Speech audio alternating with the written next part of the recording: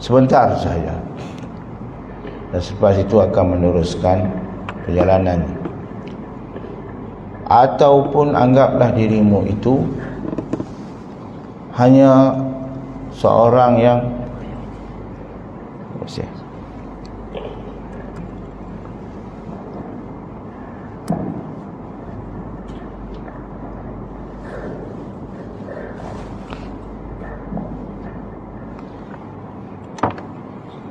kun fid dunya ka'annaka gharibun aw abiru sabil. Jadilah engkau di dunia ini sebagai seorang pedagang, maknanya seorang yang berhenti sebentar di dalam kadar masa yang sedikit, yang tidak lama, yang tidak kekal. Ataupun anggaplah dirimu itu seperti seorang yang hanya lalu singgah sebentar. Wa udda nafsaka min ashabil qubur. Dan anggaplah, bilanglah, rasakanlah dirimu itu adalah sebahagian daripada penghuni kubur. Itulah hakikat sebenar kehidupan, adalah merupakan satu perjalanan. Antara siapa pun yang dapat menafikan, menidakkan, walaupun dibantah oleh diri yang halus, diri yang tidak terurus itu, tidak terdidik dan terasuh, dia akan sentiasa menentang, dia akan sentiasa menghafalkan, menutup pandangan-pandangan yang benar, cahaya-cahaya yang hak akan disamarkan oleh diri yang tidak ditarbiyah itu, yang tidak dididik, diasuh. Maka tibanya Ramadan, sang pentarbiyah, yang tidak beberapa hari lagi akan tibanya Syekh Ramadan, pentarbiyah seluruh alam ini. Hikmah yang besar yang dianugerahkan oleh pencipta. Maka setiap insan yang selagi masih menghirup nafas keluar dan masuk akan menerima tarbiyah itu, akan menerima pendidikan secara formal atau informal. Kita sama-sama mengkoreksi, buat sematkan semula persediaan-persediaan yang akan kita terima di bulan latihan itu, iaitu bulan Ramadan. Marilah kita melihat sama ada di sudut zahirnya, hukum hakam, hukum fiqh, ataupun pada pandangan-pandangan seni yang halus-halus itu. Dan semua kita telah maklum satu kefahaman yang sepatutnya sudah lama kita hadam, iaitu berkenaan dengan ilmu fiqh, ilmu tasawuf dan ilmu tauhid. Faedah daripada pembahagian ilmu-ilmu itu sendiri, faedah nuktah salah satunya, ilmu tauhid itu sendiri adalah mencerminkan, menunjukkan satu pengetahuan untuk mengenali kekasih. Kekasih kita tidak lain buah hati kecintaan kita dalam kehidupan ini, duniawi maupun ukhrawi, tiada ada yang lain lagi melainkan Allah dan Rasul. Sebab yang lain daripada kedua itu adalah palsu, tidak hakiki. Dan dengan mencintai dua ini, selamat kita di dalam perjalanan, selamat kita dalam perjalanan kehidupan dunia dan akhirat, insya-Allah. Dan peranan fungsi ilmu tauhid itu adalah untuk mengenali kekasih, mengenali sang kekasih kita, mengenali Allah dan Rasul. Maka pelajaran tauhid itu jangan dianggap remeh. Jangan sekali-kali terguris di hati kita, kita mengulang kaji ilmu tauhid sifat 20, wujud, qidam, baqa, mukhalafah lil hawadis hingga akhir itu, sifat yang wajib, yang mustahil, yang jaiz, dan segala lawazim bagi kalimah la ilaha illallah Muhammadur Rasulullah. Itu sebagai satu pandangan, sebagai yang minor, yang diletak di otak, di belakang ke di sebelah di kiri, tetapi letak di hati kita, di sanubari. Sebab itu menentukan sebagai kunci kebahagiaan, saadah abadiyah. Kenal membawa kepada taat. Taat adalah at-ta'iyyah mamzujatun bi mahabbatil qalbiyyah tuhdi biha ila sa'adatil abadiyah. Bermula daripada kenal itu membawa kepada taat, dan taat yang bercampur, yang diadunkan dengan cinta kasih itu, yang yakin, yang bentuknya yakin, bukan syak, zan dan waham lagi, akan menuju tuannya kepada kebahagiaan yang berkekalan, kebahagiaan yang abadi, iaitulah kebahagiaan di dunia dan akhirat yang berkekalan. Maka peranan ilmu tauhid, walaupun disebut sebagai fardu ain, sebenarnya fardu ain itulah asas, benih asas bangunan. Kalau sekiranya tidak ada asasnya, runtuh bangunan. Tidak ada kebahagiaan kalau tidak ada fardu ain. As-sa'adatul abadiyah tidak wujud kalau fardu ain itu tidak wujud.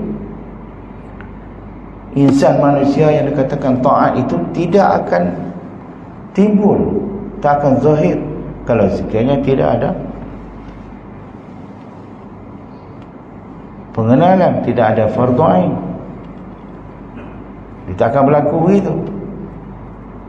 Maka ilmu tauhid, ilmu mengenal kekasih, kepentingan itu. Kita tengok selama hari ini kita ditipu oleh si kecil, si halus yang ada dalam diri kita itu, nafsu kita ditipu. Nafsu kita suruh memandang fardu ain, ilmu kanak-kanak, ilmu sekolah tadika, ilmu fardu ain dah belajar dulu masa sekolah rendah.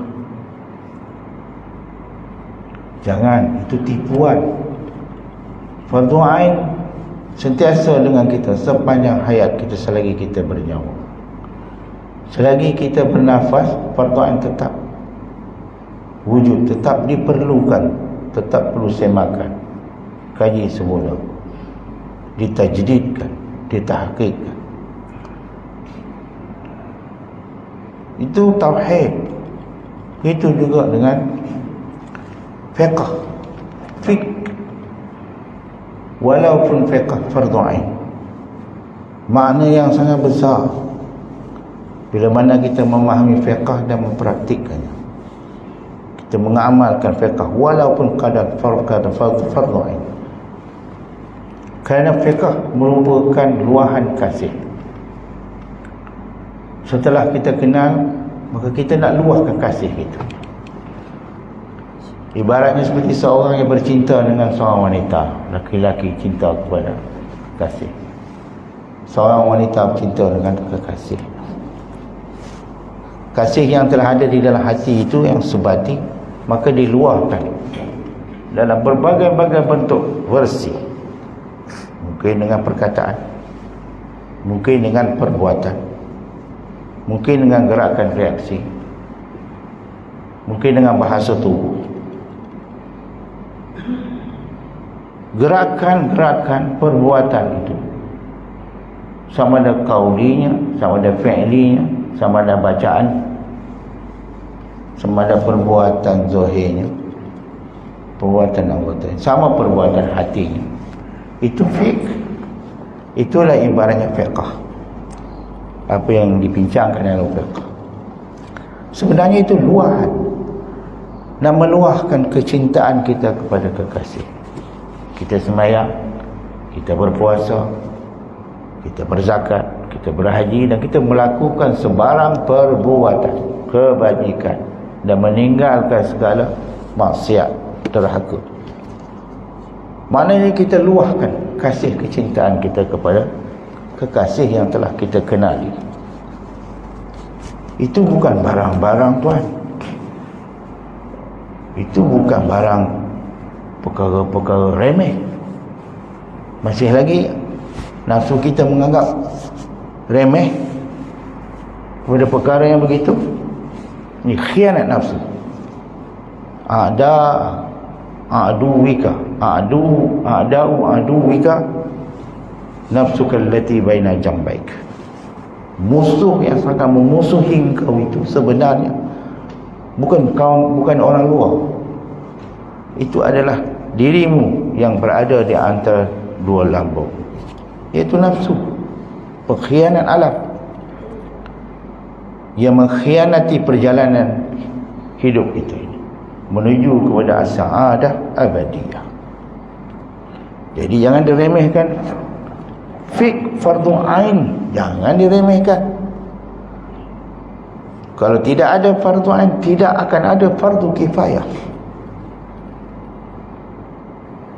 Imam Syafi'i radhiyallahu anhu dalam kitabnya Ikhtilaful Ahadits, salah sebuah kitab, kata Imam Syafi'i, fa ahkamna hunalik, maka kami memantapkan perkara yang di sana. Hunalik maksudnya ilmu fardu ain.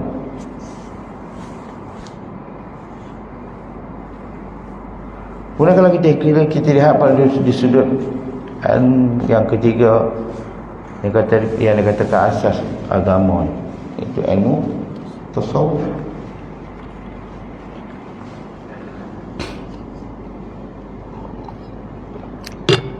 Ilmu tasawuf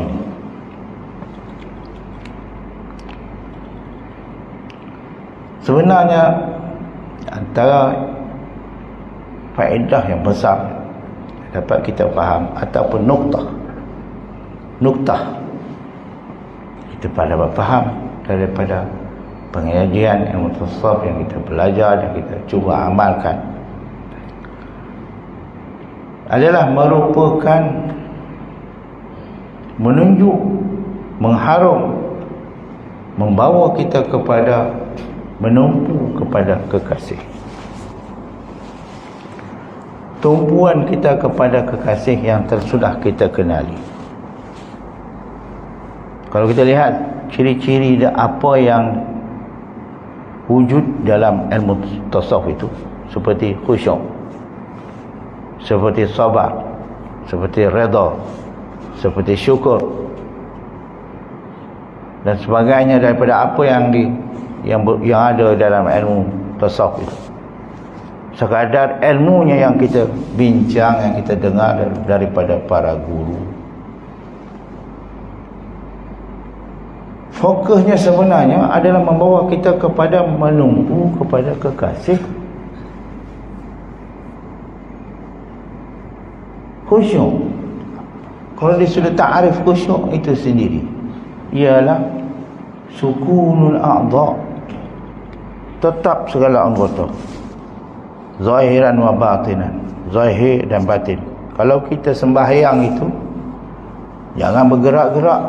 Alaikum bisakinah, lazimlah kamu dengan tenang. Jangan ada bergerak kiri kanan, garu sana garu sini. Itu tak khusyuk. Itu tak khusyuk namanya. Pegang janggut. Itu maklum dalam pengajian fiqh kita. Tetap anggota zahir ketika bersembahyang. Kenapa? Menumpu kepada kekasih. Begitu juga anggota batin. Jangan diingat dalam sembahyang kunci yang ditinggalkan di mana. Bila angkat takbir terus nampak ada dalam poket. Rupanya ada dalam poket. Poket ni dah, poket tengah sembahyang ni. Yang macam tu khusyuk apa? Maksudnya dia sudah hilang, tumpuan tu sudah hilang. Tinggalkan. Mana bila kita masuk makam hadrah sembahyang, berdiri di tingkat sembahyang tu, istihdar, disunatkan istihdar, hadirkan niat. Diajar di dalam ilmu fiqh supaya apa? Supaya dapat tasawufnya di situ, dapat hadir tumpu, dapat ingat hadir tumpu, ingat hadir tumpu. Istihdar mengingatkan secara jumli, secara umum lah, jumli kan, tidak tafsir. Rukun-rukun sembahyang itu fiqh.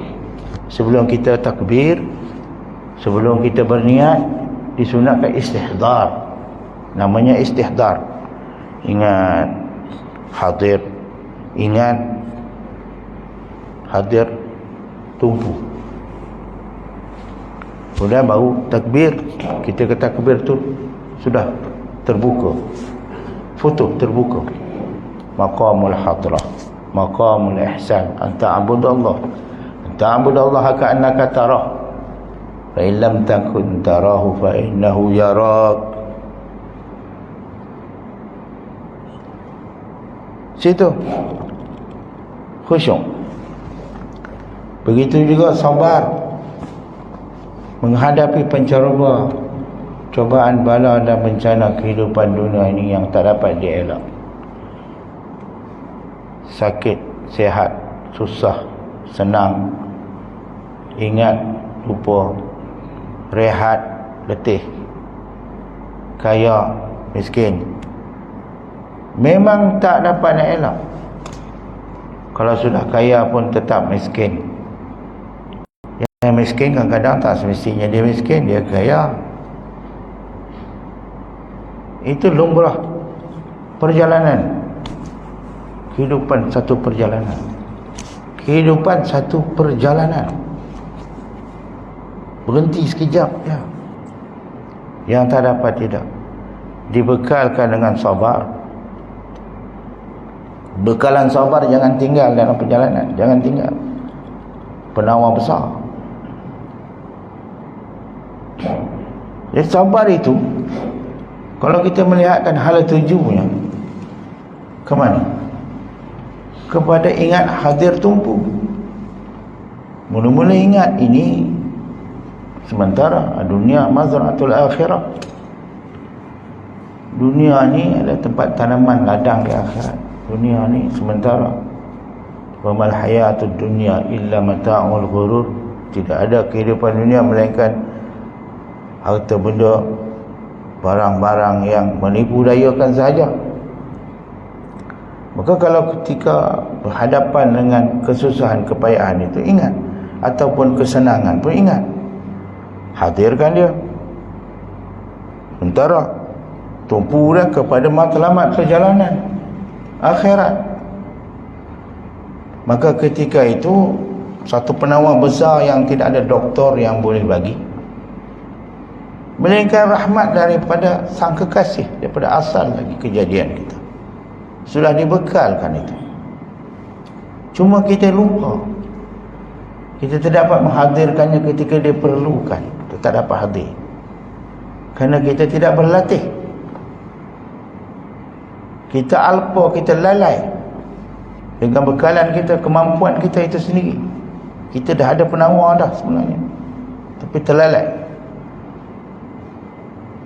Itu jadi tak ketua hala. Itu yang jadi stres. Stres lah, apa lagi?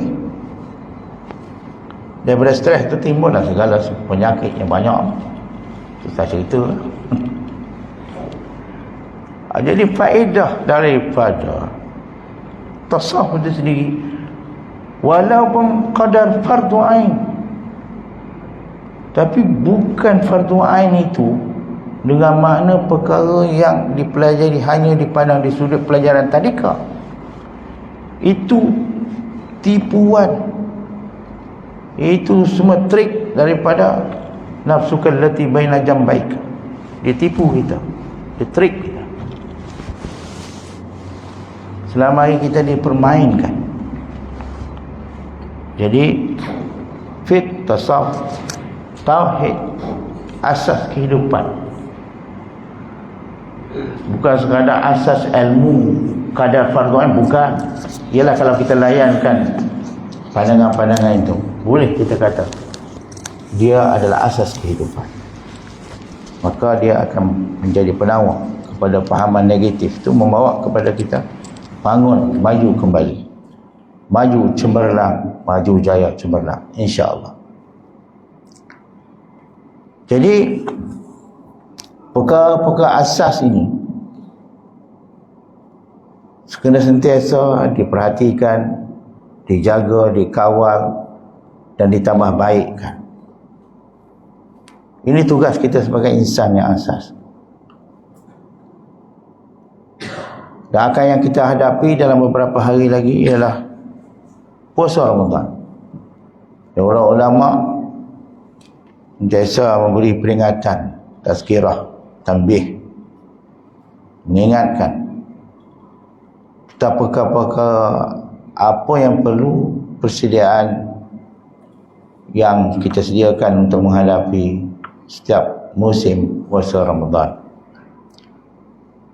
Kalau di sudut ta'arif puasa Ramadan itu sendiri, kalimah Ramadan itu sendiri sudah mempunyai hikmah yang besar, makna-makna yang patut menjadi pengajaran. Dalam kitab-kitab fiqh disebut Ramadan berasal daripada Ramadhan atau Ramadhan, bermakna kepanasan, panas. Dan dapat dipahami panas yang biasa yang akan kita alami ialah panasnya hari siang, dicampur lagi dengan panasnya dengan sebab tak makan, tak minum, maka timbul kepanasan tu di perut kerana menahan lapar.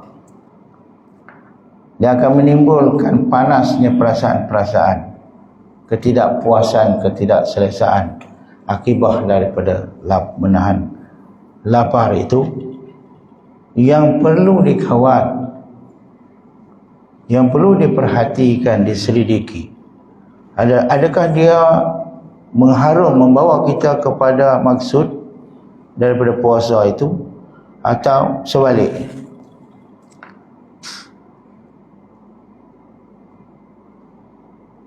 Dan setengah daripada ulama mengatakan panas yang berlaku, setiap panas yang timbul di musim Ramadan itu mempunyai hikmah yang sangat besar, iaitu penghapusan dosa. Sama ada yang kita sedar atau tak sedar, yang kita lakukan sebelum bulan Ramadan. Panas itu satu proses cleaning. Keep cleaning, cuci.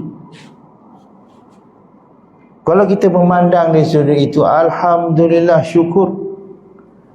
Apa juga perkara yang meresahkan, menyebabkan kita tidak selesa di bulan Ramadan, kita tetap bersyukur kerana kita sedang dalam proses membaik pulih, Masya Allah, seperti seorang pesakit yang berada di hospital, di dalam rawatan doktor pakar lah katanya. Adakah dia tidak akan gelisah-gelisah, dia akan akhirnya mengamuk dan sebagainya dengan susah payah yang dia dihadapi.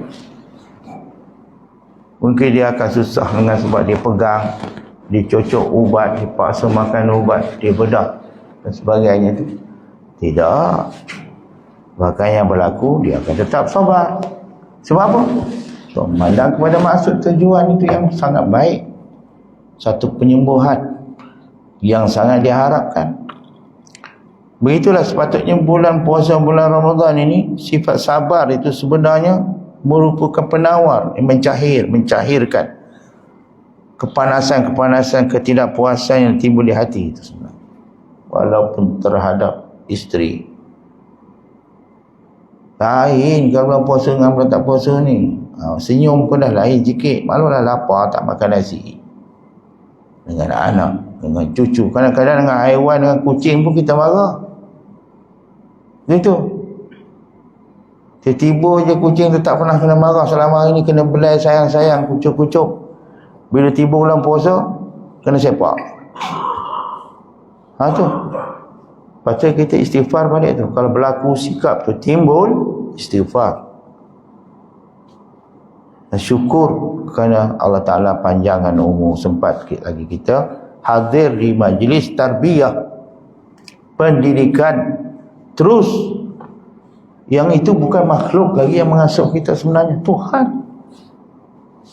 Tarbiyah yang berlaku bulan Ramadan ni daripada Allah Subhanahu Wa Ta'ala sendiri.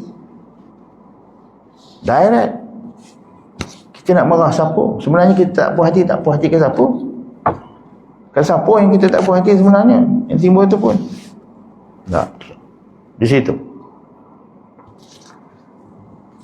Sebab tu ada setengah daripada ahli sufi. Ahli sufi ni satu juga. Hari ini orang memburuk, mencercakan istilah sufi. Bila sebut sufi seperti sebut hantu raya. Sufi, hantu raya apa? Apa tak? Takut kan? Jijik kan? Hantu raya. Makan telur. Hantu raya kuat makan telur. Sufi, itulah. Itu angkara mereka yang tak bertanggungjawab. Sebenarnya sufi ni suatu istilah yang suci. Kalau kita kata satu orang yang alim, betul-betul yang mahir dalam ilmu fiqh, kita kata faqih. Itulah istilah dia, fuqaha. Yang betul mahir memahami tasawuf, sufi. Tak pakai istilah mana lagi? Mutasawif ke? Tidak. Tasawuf itu lain maksud pula. Sufi. Jadi sebagian daripada ahli sufi mengatakan, nama tasawuf itu kalau dalam bahasa Arab, dia mengandungi 3 huruf. Sad, waw, mim. Saum. Sad, waw, mim. Saumun. Daripada soma, yasumu sauman. Fahuwa saib. Jadi daripada hikmah yang dapat dikecapi daripada huruf waw, sad, waw, mim. Sad bermakna as-sabr, sabar. Bulan puasa melatih kita sabar. Selain daripada bulan-bulan yang lain, selain daripada perkara-perkara yang dapat melatih kesabaran, bulan puasa adalah salah satu guru juga. Salah satu guru melatih kesabaran. Maka bersabarlah dengan guru kita. Jangan pandang sudut yang lainnya, rugi. Sebulan je, 30 hari. Sabar. Kemudian waw. Huruf waw itu mengisyaratkan kepada al-wara'. Wara' ni maksudnya buat lebih-lebih lah. Kebajikan tu dilebihkan. Segala perkara-perkara syubhat yang samaran itu ditinggalkan. Wara' lah sikit, orang kata, orang tua kata. Kalau zaman dulu kurang, kalau sikit membaca surat khabar majalah, Zaman sekarang ni apa yang kita maklum lah, puas hati kita yang dalam poket tu kan, tama-tama masuk masjid off kalau terus warak lah sikit, dekat tengok-tengok maklumat portal mesej tak apalah, jangan lebih-lebih pergi layan video-video. Kalau video ceramah pengajian tu tak apalah, tapih-tapih lah sikit. Ni bulan puasa, bukan sekadar makan minum tu, cari makan minum bersih. Ini warak. Jadi hikmah bulan puasa ni, rahmat Tuhan yang turun itu mencurah-curah. Sebab tu dalam kitab-kitab disebut bulan puasa merupakan, bulan Ramadan merupakan penghulu segala bulan. Penghulu bagi 12 bulan dalam setahun itu ialah tok penghulunya, ketuanya ialah bulan Ramadan. Apa yang didapat faedah di bulan Ramadan tu tak dapat bulan lain. Tak serupa kita sembahyang bulan Ramadan dengan sembahyang bulan Zulhijjah, tak sama. Walaupun sembahyangnya sama kan, tapi tak sama. Baca Qurannya begitu tak sama. Zikirnya yang kita berzikir di bulan Ramadan ni dengan zikir bulan-bulan lain tak sama, pahalanya tak sama, berganda-ganda.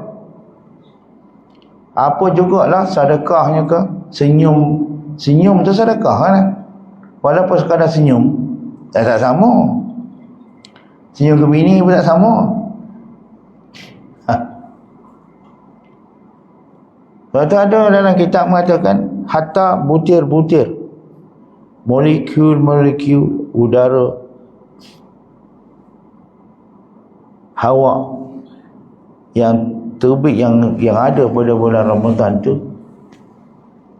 merupakan manik-manik rahmat. Tak sama. Sebab tu bernafas kita bulan Ramadan dengan bernafasnya di bulan tidak Ramadan tu tak sama. Sebab tu orang-orang Malaysia yang masih hidup lagi bulan puasa ni, walaupun dia nakal kan? Nakal lah kita jahat, tak adalah jahat, nakal je lah. Bulan Ramadan dah kurang nakal ni.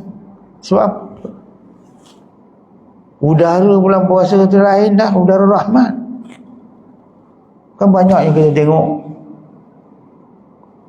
tak pernah lah nampak timbul di masjid pun, Jumaat pun turut celak pun kadang tak datang ya. Banyak tak datang, boleh datang.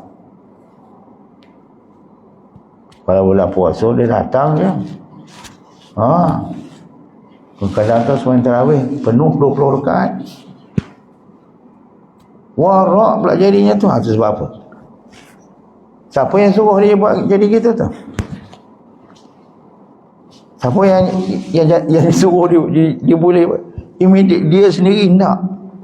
Timbul perhatian pada dia. Banyak begitu yang kita saksikan. Kerana berrahmat mencurah-curah turun di bulan puasa, bulan Ramadan.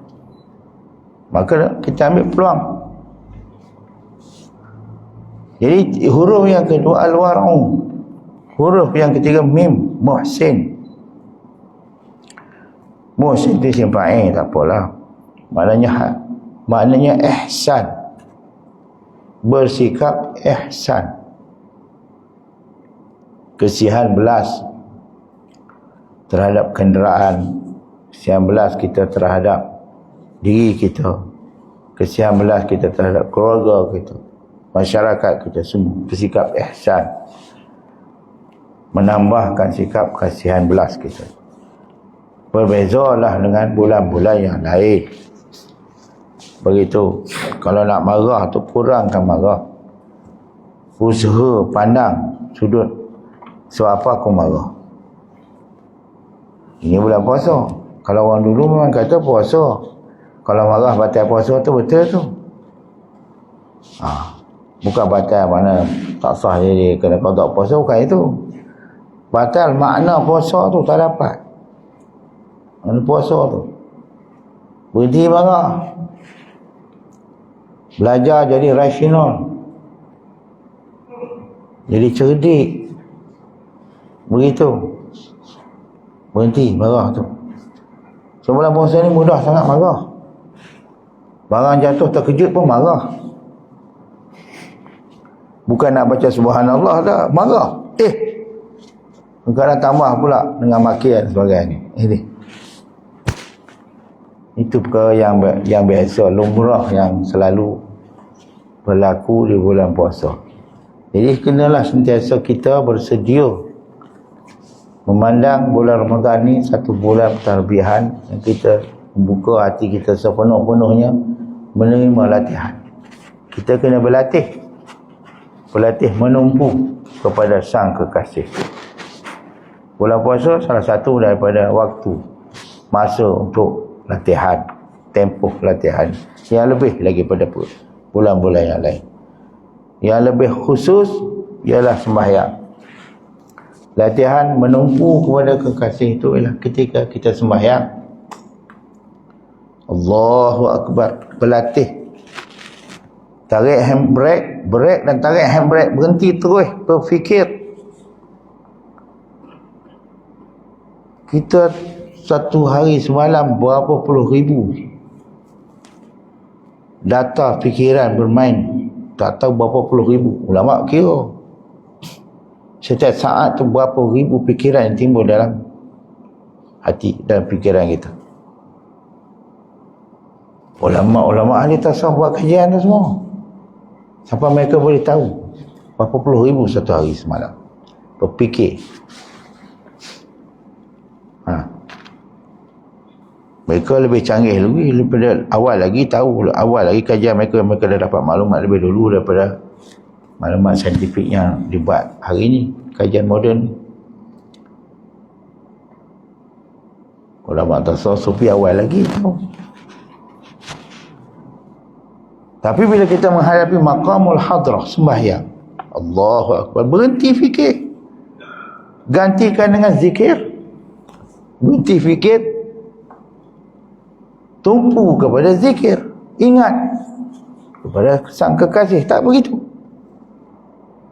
begitu yang kita belajar sebenarnya pada guru kita, begitu. Itu latihan yang sehari semalam kita buat, latihan dengan sembahyang yang wajib ni dengan sunat. Itu semua latihan kita untuk menumpukan kepada Sang Kekasih. Sebab nanti akan tiba satu saat anta'tiyahumus sa'ah baghtah. Salah satu mana-mana baghtah itu terkejut, itu maut, kematian yang tak disangka-sangka. Ketika itu immediately kita akan berhenti berfikir. Yang ada apa yang tinggal lagi? Zikir. Yang ada lagi ingat. Yang ada lagi hadir, ingat, tumpu kepada siapa? Sang Kekasih. Sebenarnya rahmat Allah Subhanahu Wa Taala, pencipta kita, memberikan kepada kita sepenuh-penuhnya peluang melalui Rasul, melalui Nabi, ajaran Nabi, irsyad daripada Nabi kepada maksud perjalanan. Hidup adalah satu perjalanan. Jadi bila kita sentiasa mendapat latihan sehari semalam 5 kali sekurang-kurang, hadir, ingat, tumpu dengan zikir, berhenti berfikir, tumpukan kepada zikir, pada ingat, lama-lama akan sebati dalam kehidupan kita 24 jam itu dengan ingat, hadir, tumpu. Bukan pula dengan mana bila hadir, ingat dan tumpu kepada Sang Kekasih itu membawa kita lupa kepada tugas-tugas kita. Bukan begitu. Adakah dengan sebab kita sentiasa sayang, ingat, kasih, cinta, teringat-ingat dan terkenang-kenang dengan anak kita yang jauh itu, menyebabkan kita tidak bekerja, tidak mencari nafkah? Begitu. Tak berlaku. Dia tak akan jadi begitu. Dan faedah besar daripada hadir, ingat, tumpu yang sudah sebati dalam jiwa kita akan menyebabkan kita isti'dad li daril akhirah, menyebabkan kita sudah bersedia untuk kembali ke alam baka anytime. Menyebabkan itu faedah besar. Ibaratnya kalau kata barang driver yang lori yang bawa barang berat penuh dengan bawang kalau kata, ataupun buah temikai, tiba-tiba berlaku accident situ, yang akan tumpah, yang pecah tu apa? Yang dibawa buah temikai contohnya. Apakah yang akan pecah tu? Batu. Yang akan keluar, berantai keluar tu kayu, besi. Bukan, buah temikai. Apa yang dibawa? Itulah ibarat. Maknanya kalau kita sudah bersedia, tiba saatnya, itulah yang akan kita bawa. Hadir, ingat dan tumpu kepada Sang Kekasih. Masya Allah. Itu faedah daripada kenal, membawakan kepada cinta, membawakan kepada taat. Dan taat itu at-ta'iyah. At-ta'ah at-ta'iyah mamzujatun bi mahabbatil qalbiyah al-yaqiniyah tuhdi biha ila sa'adatil abadiyah. Itu kenal yang bawakan kepada cinta, yang akan menghasilkan ketaatan. Yang mana taat itu sendiri apabila dia bercampur sebati, teradun daripada kasih dengan kasih cinta yang yakin, maka dia akan menunjuk tuannya itu, membawa tuannya itu kepada kebahagiaan yang abadi. Bermula daripada kenal, bermula daripada tauhid, dia akan meluahkan fiqh, dia akan menatijahkan, menghasilkan tumpuan, dan di hujung kembali dengan kebahagiaan, tempat yang kekal abadi, dan mendapat kebahagiaan yang abadi. Itulah maksud perjalanan adalah satu, hidup adalah satu perjalanan. Jadi bulan puasa ini kita berlatih. Alhamdulillah syukur. Alhamdulillah syukur. Mudah-mudahan diberkati akhir-akhir Syaban kita ini dan disampaikan kepada Ramadan yang tidak berapa lama hari lagi lah. Jadi itulah sekadarnya. Kalau nak kata nasihat pun nasihat, kalau nak kata berbawa lah. Minta maaf banyak, doakan saya panjang umur dalam taat. Allahumma rizqna rizqan tayyiban wasi'an bila kaddin wastajib du'ana bila radd wa na'udzubika minal fadihataini faqri wad dain wa min syamatatil a'da ya ghani ya hamid ya mubdi'u ya mu'id ya rahimu ya wadud aghnina bihalalika an haram بطاعتك معصيتك فضلك عن سواك اللهم جملنا بالعافية وأكرمنا بالتقوى وسلمنا من الندامة يوم القيامة يا الله يا الله يا الله يا الله اللهم بحق نبيك المصطفى ورسولك المرتضى طهر قلوبنا من كل وصف يباعدنا عن مشاهدتك ومحبتك وآمتنا على السنة والجماعة وشوقي إلى لقائك يا ذا الجلال والإكرام ويا أكرم الأكرمين ويا أرحم الراحمين صل وسلم على من أنزلت عليه القرآن وأرسلته رحمة للعالمين وعلى آله وصحبه وسلم تسليما كثيرا والحمد لله رب العالمين. إلى حضرة النبي محمد مصطفى رسول الله صلى الله عليه وسلم وآله وصحبه الكرام مشايخنا الفاتحة.